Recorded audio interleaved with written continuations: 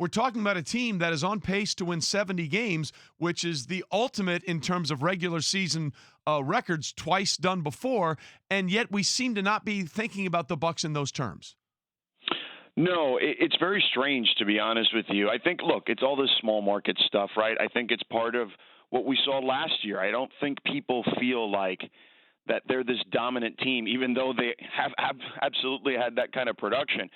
Guys, defensively, we're talking about a team right now that's the best defensive team we've seen since the 2008 Celtics. Like, statistically, that's where they're at. They're the number one defense. They're arguably a top 10 defense of all time. And that's the thing that's the biggest difference between them last year and this year. For all the talk about how they could be vulnerable because Giannis still has maybe some holes in his game offensively, their defense right now is just incredible. So along those lines with Milwaukee, we've been asking this to everybody. Which team in the East, with the way they're constructed, would have the best shot to knock them off in a series? Man, that's a tough question, Golic. Here's the one thing about Milwaukee, and they do this on purpose. It's by design. They're the best team defensively in the interior. They invite you to come in there and try to test them, whether it's Giannis or Brook Lopez or even Robin Lopez. And when you go in there, it doesn't work out very well. But the one thing they do give up is the above the break three, which is basically the three from the wings or the top of the key. Like, they invite you to take that shot, and they give them up at a high percentage. So what happens is in a short series, you could see a team who shoots the ball very well could be a team that can knock them out because there's just so many variables in a short series. So honestly, a lot of the teams, whether it's Toronto, whether it's Boston, heck, even Miami, as much as they're reeling right now, those are teams that shoot the three ball really well. So if those teams can get hot from three, they've got a real shot to beat them. And that's kind of the one vulnerability in their defense is that they allow you to take that shot. And we've got a coach in Mike Budenholzer who's excellent, okay? He's one of the best coaches in the game. He's the reigning coach of the year. But he believes that his way will work, that over a 7-game series that his defense will allow you to take those shots that are lower percentage, but that you won't hit them. But look, man, again, in a short series, anything can happen. That's a risk that they take. We certainly saw that in the Eastern Conference Finals last year where they had the 2-0 lead, and then it quickly all fell apart as Toronto went on to win the whole damn thing. Jorge Sedano with us this morning. You mentioned reeling.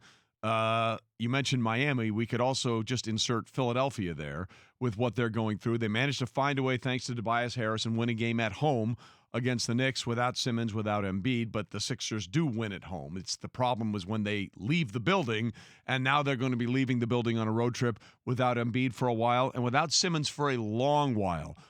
Where are you on the long-term picture of what this means for the Sixers heading into the postseason?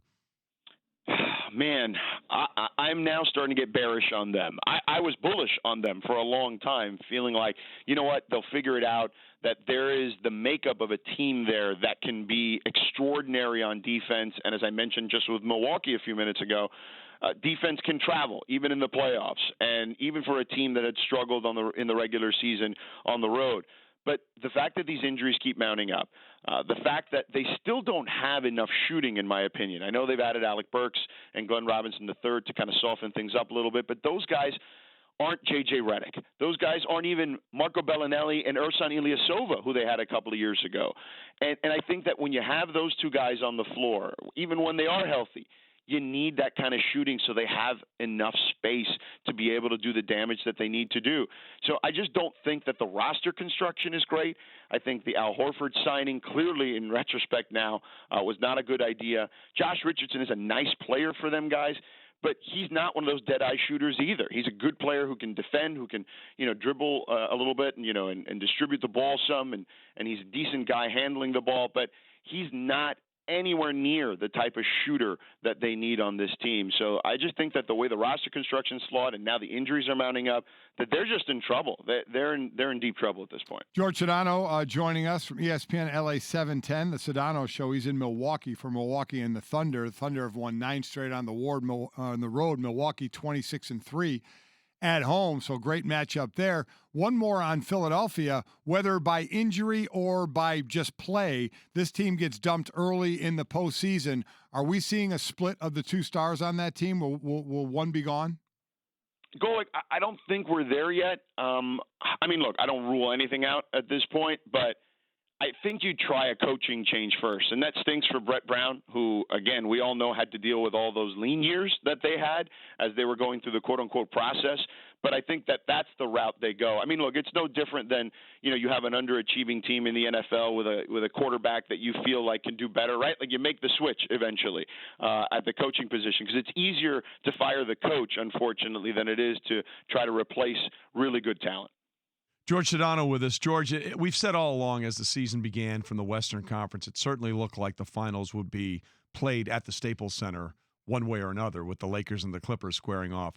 But then you have the Houston Rockets, who have completely embraced this small ball situation, and somehow, some way, remarkably, two very ball-heavy players, and James Harden and Russell Westbrook, are making it work. Do you believe they really can be something that can shake up the idea of an all-LA Finals in the Western Conference?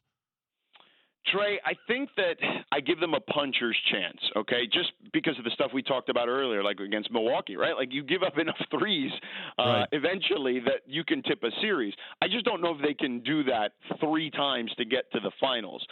However, they have unlocked Russell Westbrook, and this actually dates back to before the deal when they moved Clint Capella. Capella was hurt. And all of a sudden, it was about 8 to 10 games that Capella was hurt, and Russ all of a sudden looked like the old Russ. He was scoring about 14 points in the paint per game, and all of a sudden the 3-ball was more effective because Russ was creating havoc inside the paint. So I think they saw that, and they said, you know what? We've already kind of doubled and tripled down on shooting threes.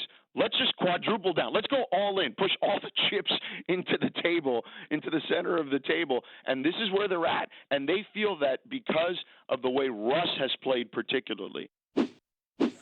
Thanks so much for watching ESPN on YouTube. For more sports analysis and highlights, download the ESPN app. And for live streaming and premium content, subscribe to ESPN Plus.